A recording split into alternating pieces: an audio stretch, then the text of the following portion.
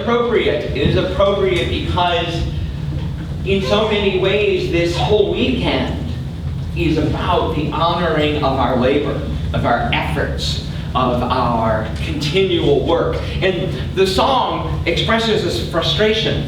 It expresses a frustration of the worker not being recognized or honored or receiving compensation for the effort, the imbalance in life. And I don't know if you know, but the modern Labor Day that we celebrate here in the United States started in 1894 after the Pullman railway strikes. The Pullman cars, the famous Pullman cars, were being built in Chicago by ununionized labor. And the workers that built these cars actually worked in the company town. Pullman had built this little ideal city where all the workers paid him rent and shopped at the company store. Right? There's another song we could have done. To the company store. And there was a market correction, a huge market correction in 1893. Amazing how we don't know all these things, right? And it followed a depression. And in the midst of the depression that followed in the stock market correction of 1893, Mr. Pullman decided to cut wages on all of his workers who built the railway cars, but didn't reduce their rent and the prices at the company store.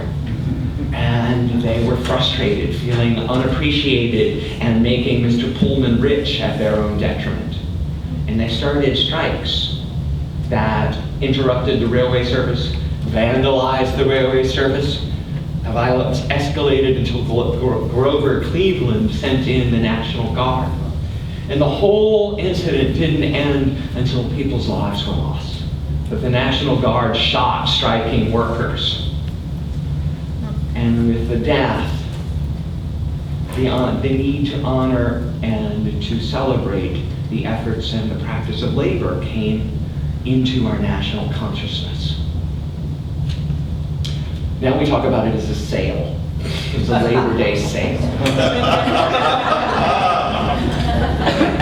It's an excuse not to work this day. But it came about in our national and international consciousness because of the exploitation of labor.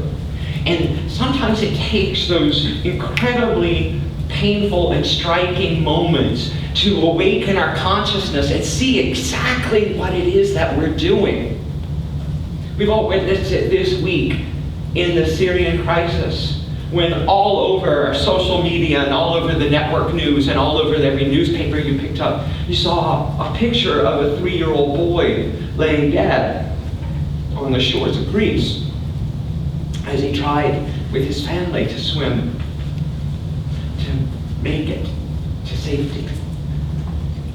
And yet,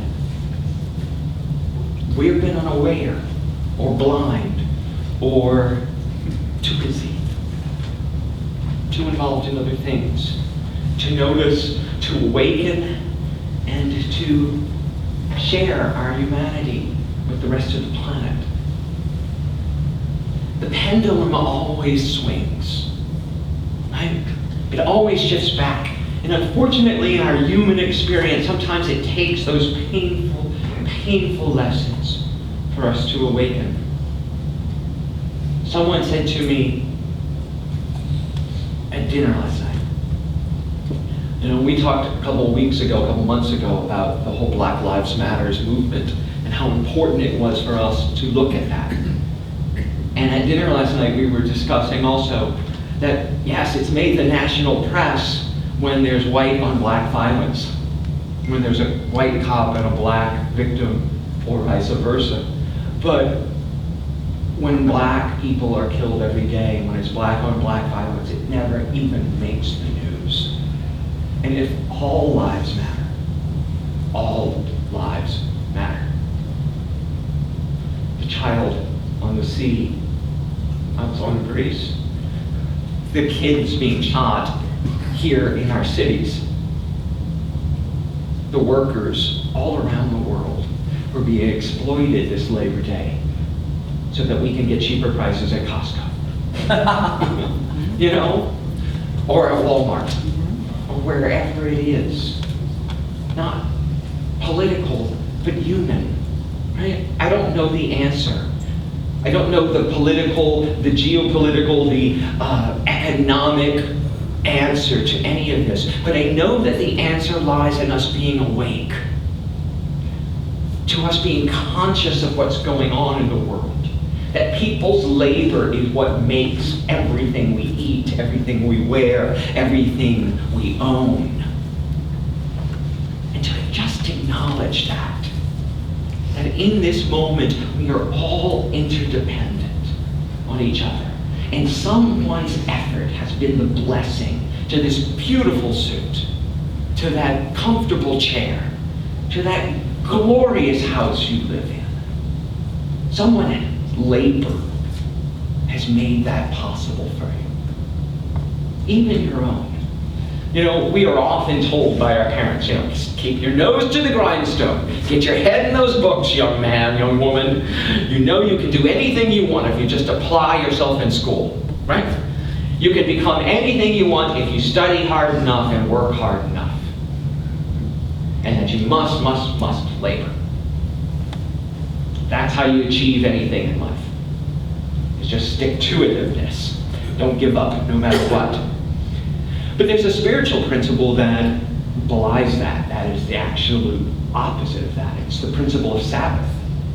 It is the spiritual and truth principle that we must rest, that we must take time in Sabbath, savasana, in a yogi practice. For those of you who are yogis and yoginis, you know that you cannot apply everything you've just done in yoga class. You've twisted yourself into a pretzel, you've been upside down, you've stretched every muscle, you've contorted to where you thought you were just going to fall down fainting, right? Or you did. Or you did.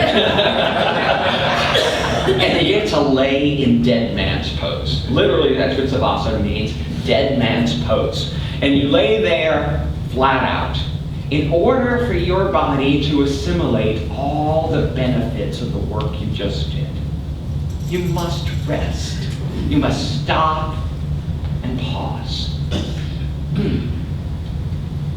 It's so much so a natural law, a spiritual law, that in early Judaism, they wrote it into the commandments, right? On the seventh day, we rest. God rested, and we rest.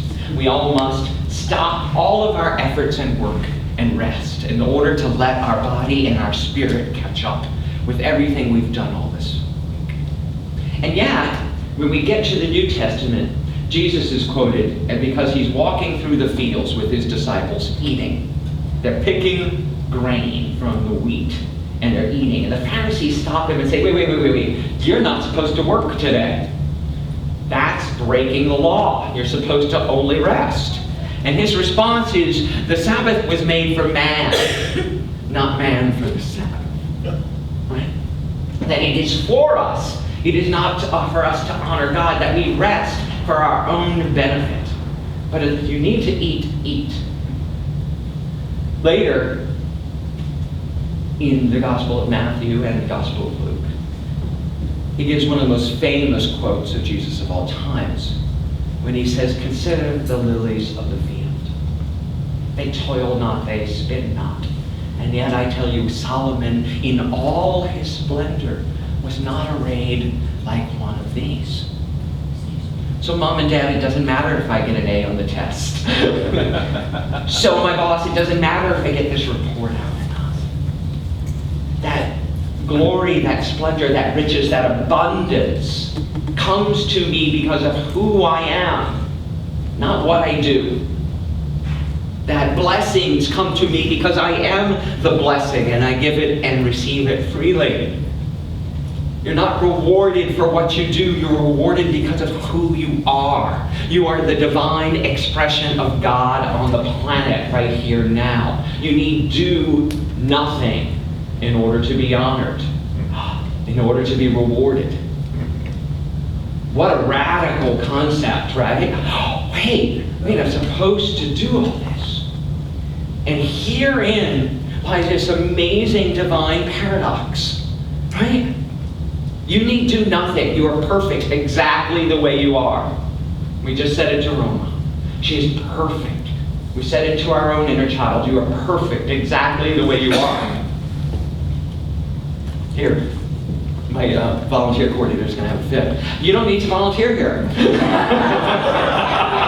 You don't have to do any effort here. You don't need to do anything. Show up. Show up and be 100% present here, though. When you're here, be here. Don't be making the laundry list about what you need to do at work later. Don't be worrying about the bills that need to be paid. Don't be worrying about what your mother said to you on the phone last night. Or 40 years ago.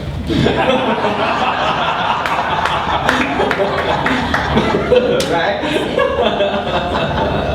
How long am I going to hold on to that? Choose to be fully present in this moment, even if it's in dead man's pose, and rest. You know, because to rest is to work, and to work is to rest. I'll say it again. To rest is to work, and to work is to rest. There are many ways that we can be about our business and be in a place of meditation and rest. When I had a survival job in New York, I was a florist. One of my many careers, I was a florist. And everybody would always say to me, oh, what a wonderful job. You're working with all those beautiful flowers all day long. And the practicality of being a florist is boxes and boxes, thousands of roses show up in your shop in the morning and you have to take all the thorns off of them. Right? And it is mind-numbing and painful sometimes and tedious work.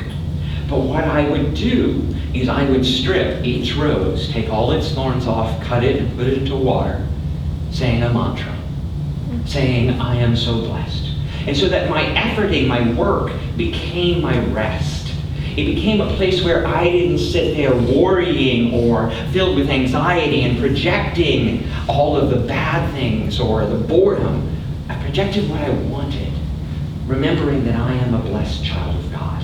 With every strip of the rose, with every mindless activity, it became my walking, living, breathing mantra. And we can all do that. Walking to the grocery store, walking to up and down the stairs, anything at work, we can be at rest, resting our mind from the problems and sitting in being the solution. And to rest is to work. As we sit in savasana, as we sit in meditation, and we clear our minds and we allow ourselves to stop all the monkey business, stop all the gears from turning. The divine solution bubbles up from within. We don't have to figure it out. You know, the saying is, be still and know, not be still and figure it out. Right? Because that's work. That's still working it from a mental point of view, from a place of having to control everything. And when we can rest our mind, our body, our souls, we allow something greater than we can imagine to come through. Last week we talked about that. That your good is always going to be there, but it probably is not going to show up like you think it is. Because your vision, your understanding is based on everything that's happened to you in the past. That's all you know. That's all we know. But there is something more than that. Something greater. And if we can get out of the way, we can allow to manifest before us a life beyond our dreams. A life that Spirit wants us to have. A Spirit that we are. Right? The Spirit you, each individual is clamoring to get out. And the work of it is to stop working. To stop laboring. And allow life to be. You can look at it in sleep. Have any of you, as I know right now, with a 8-week-old baby girl, sleep is so precious. And you can function for many, many hours and days on sleep deprivation. But eventually you have to catch up. You have to spend time in rest. Activity and rest. Activity and rest. For everything there is a season. Ecclesiastes. For everything there is a purpose under heaven. Heaven, meaning that place on earth, that place in consciousness where everything is right. We are in the perfect balance of rest and activity, of labor and savasa. We're in the perfect balance of knowing this is mine to do right now. And now it is time for that spirit to take hold. Right here and right now, you have the wisdom within you to answer that question. What is it that is mine to do right now? Is it my time to step forward and be the activity of God, the hands, the face, the voice of God in the world? Is it my time to sit and listen, to know what is my next step? Today this weekend we honor all of those who have come before us, all of those who give us the amazing blessings of this life with their labor, with their sweat, sometimes with their blood. And we honor them by being free and living all that we can. I know that the wisdom of God is within you. Each and every one of you to step forward and say, this is my season too. Let's take that to our time of meditation.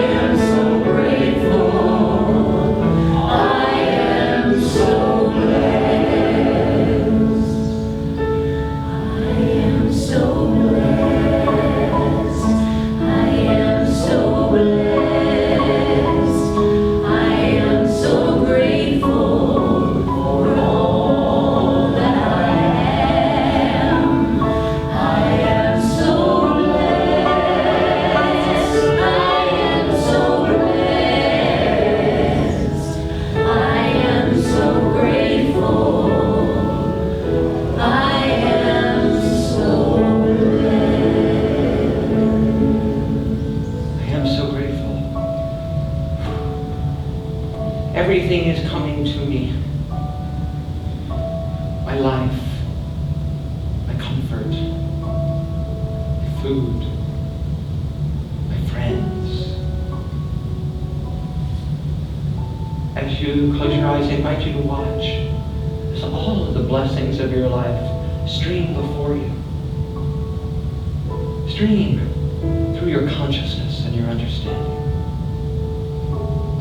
And from that place of understanding the immense wealth in which we live and breathe, move and operate in this life, in this country, in this city, we also open our hearts to the whole world. And those moments and those people who are struggling in this moment to find shelter, to find a place of peace, and a place that they can call home. I'm reminded refugee, that his land was filled with strife and fighting, and he found a place of peace and contentment within, and he shared it everywhere he went. We too have that same resource, for we are one with the one. There is no need to labor today. There is no need to struggle today. There is only the opportunity to open hearts and minds to the divine Spirit with you. In this moment, in the silence, we know the truth.